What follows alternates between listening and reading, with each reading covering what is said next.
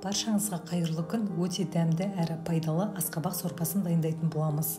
Асқабақ сорпасы иммунитетті көтереді. Құрамында мырыш, темір, микроэлементтер көп мөлшерде кездеседі. Бізге ол үшін пияз, сәбіз, картоп, асқабақ қажет болады.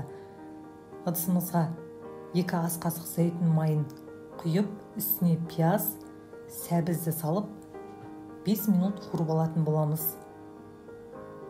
Қуырылғаннан кейін үстіне картошкамызды салып, кішкене су құйып, бір қайнатып аламыз. Қайнағаннан кейін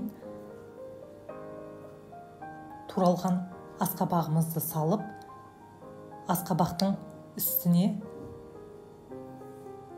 асқабақтың бетін жаппайтындай суымызды құйып, тұз салып, ақырын отта 20 минут пісіретін боламыз.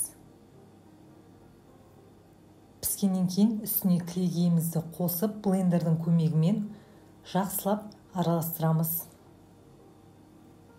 Біздің сорпамыз дайын болды. Міндетті түрде жасап көріңіздер. Дәмі өте дәмді болып шығады. Әсемдеу үшін бетіне кинза және сухари қойсаңыздар болады. Келесі кездескенше сау болыңыздар.